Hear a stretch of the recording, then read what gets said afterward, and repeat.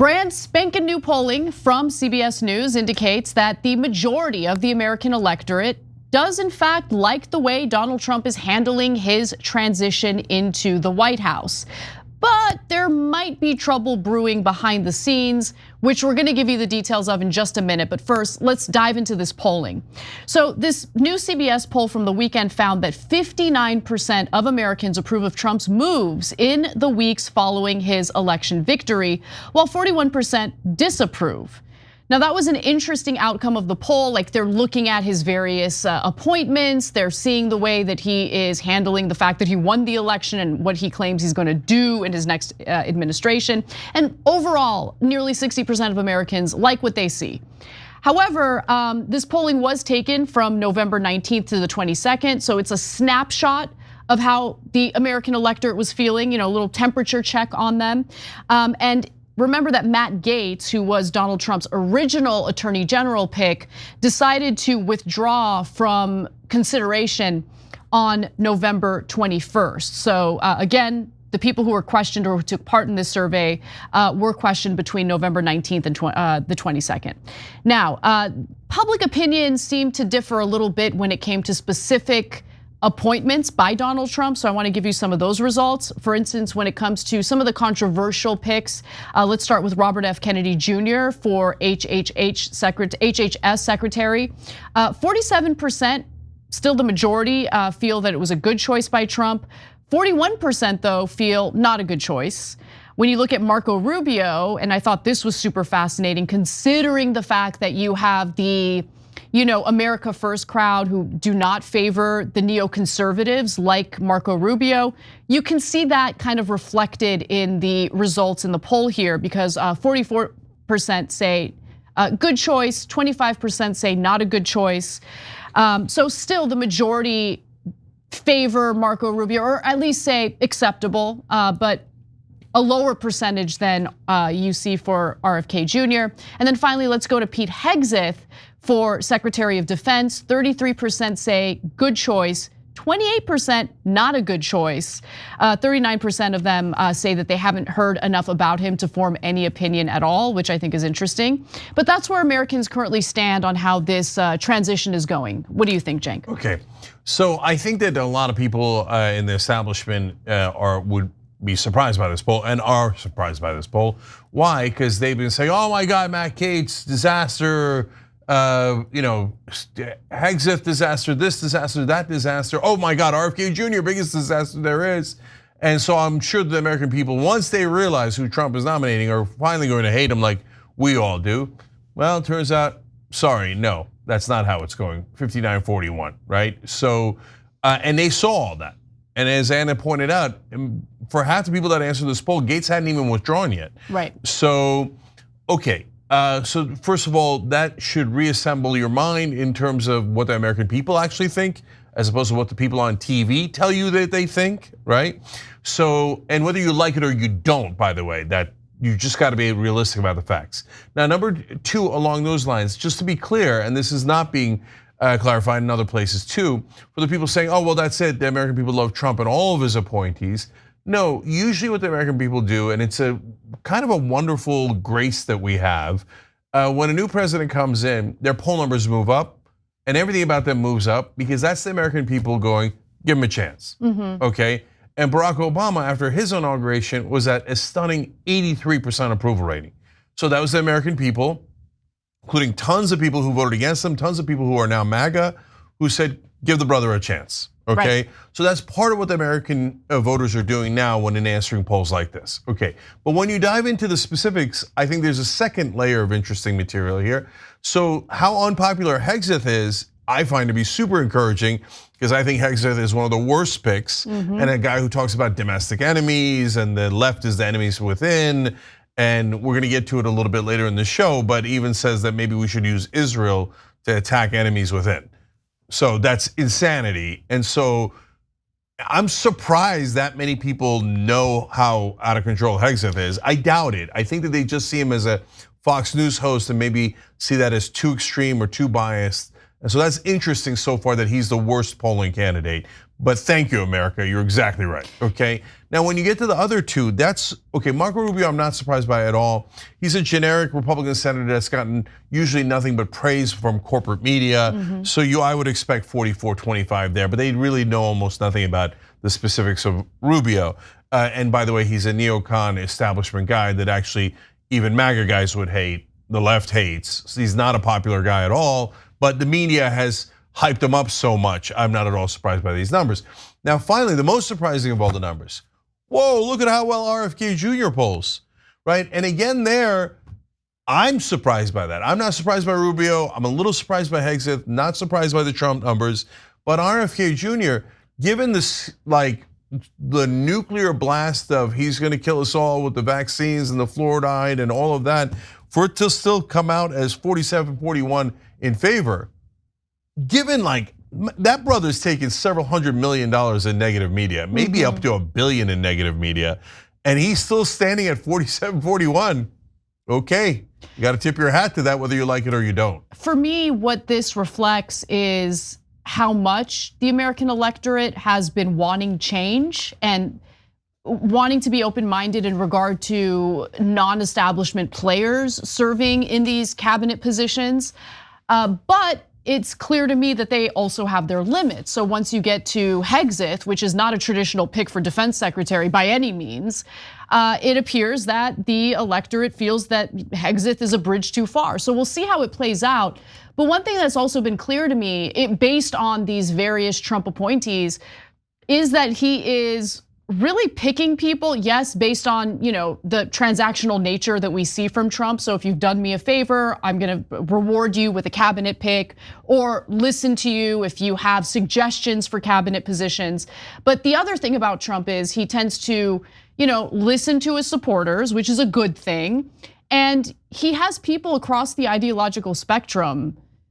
If everybody who's currently been appointed by Trump gets confirmed, I mean, his cabinet would be pretty diverse in terms of their thought, right? Diversity of thought, as opposed to oftentimes what we see from Democratic administrations, which is, we have diversity in terms of race or, identity.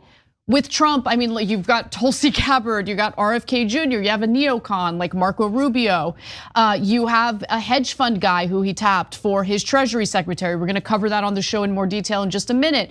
So I'm curious to see how this all plays out because there are ideological conflicts among these people, and I'm very curious to see if they could actually work together for a successful Trump second term.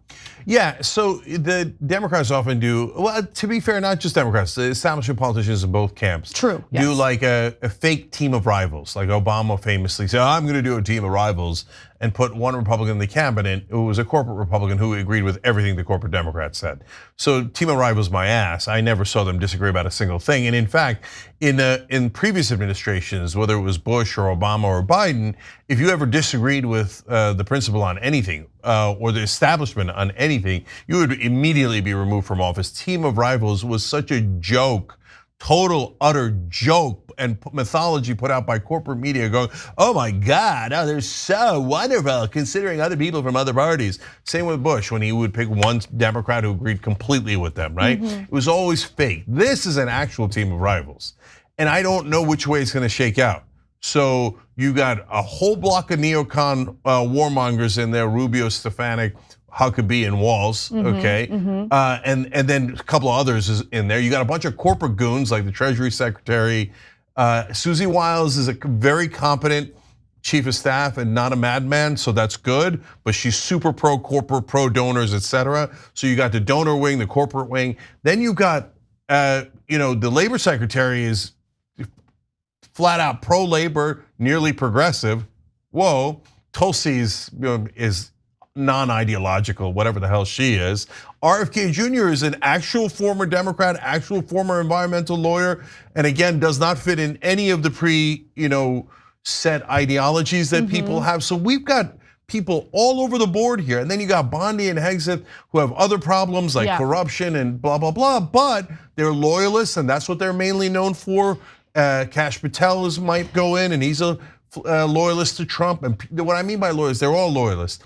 But I mean like they're very core of their existence. The reason why they are here is that their defining trait is being a loyalist to Trump and nothing else. Exactly. So how is that going to work? I don't know. I don't think Trump knows. I don't think anybody knows.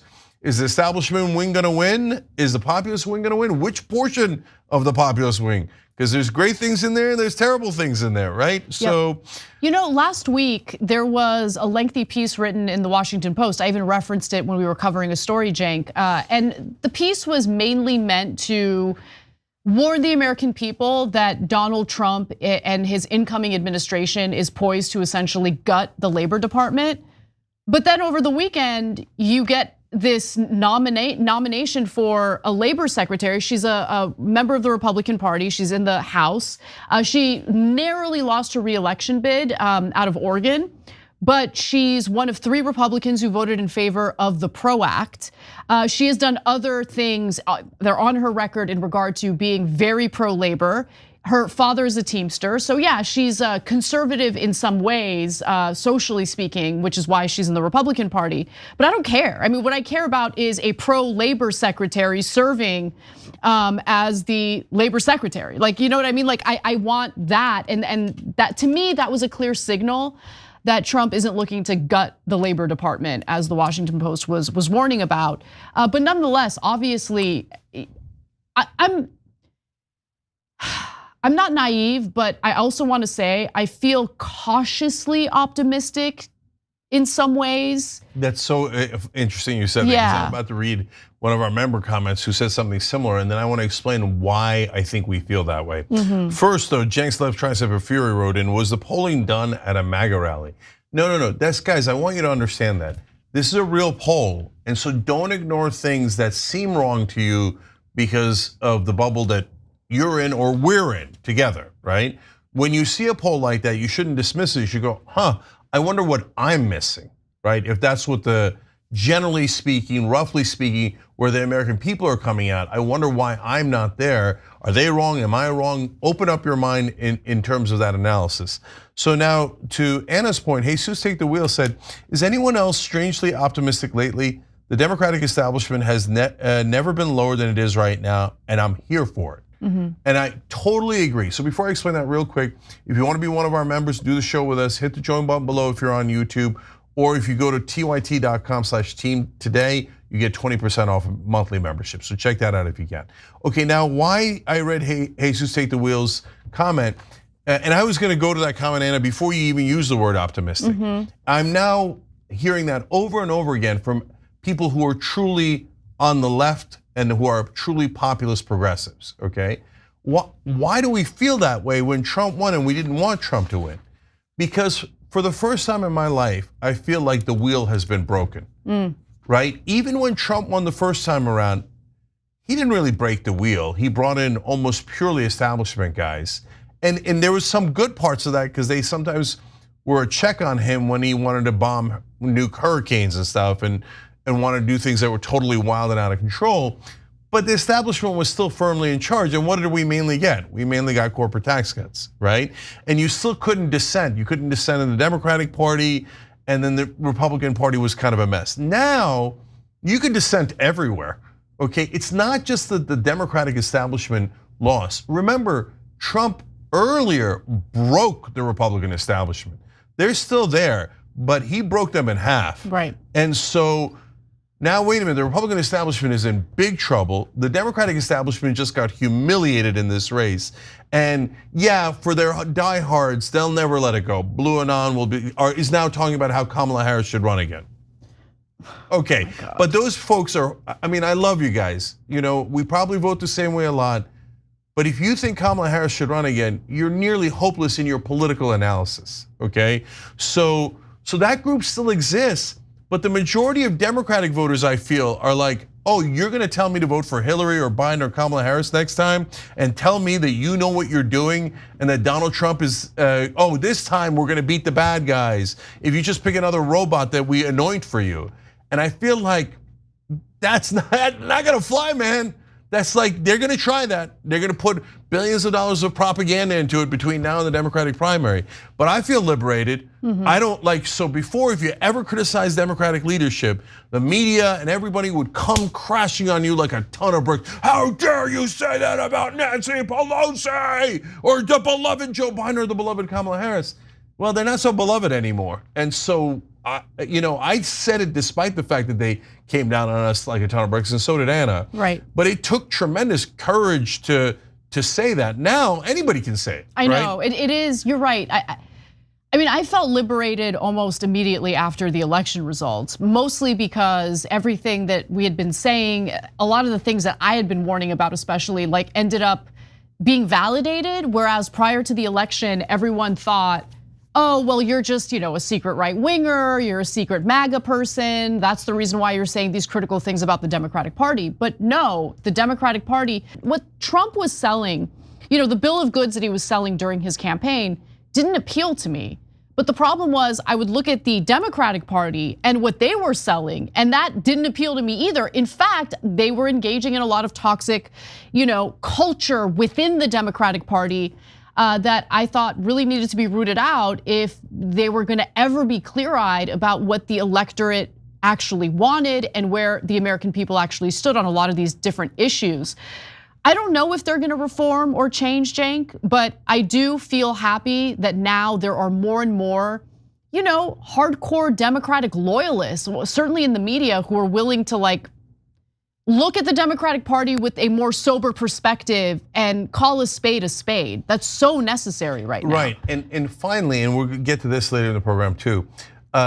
Now, for the first time in my life, I feel like the establishment media monopoly is broken. So, and that might be the most important part of it all. Because before, there was only one funnel through which you got information.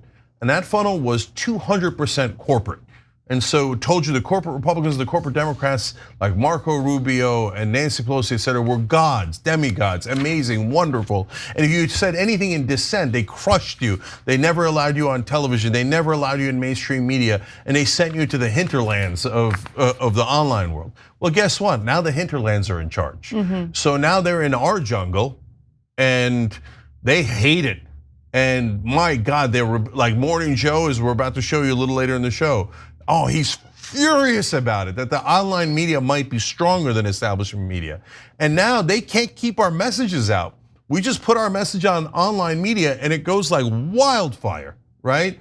And before, they had it all bottled up so you couldn't rebel against the establishment. And now we're in open rebellion. And in that open rebellion, a lot of things are gonna move around.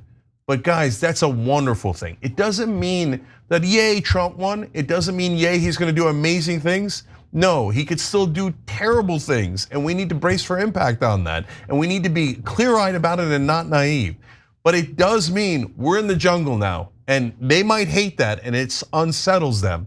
But this is our jungle, okay? This is our playing field, and in our playing field, the populists are going to win. And I think that's why we feel liberated, and that's why we feel optimistic, even if we were not in favor of Donald Trump winning the election. Thanks for watching The Young Turks, really appreciate it. Another way to show support is through YouTube memberships.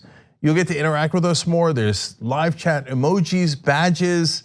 You've got emojis of me, Anna, John, JR, so those are super fun. But you also get playback of our exclusive member-only shows and specials right after they air.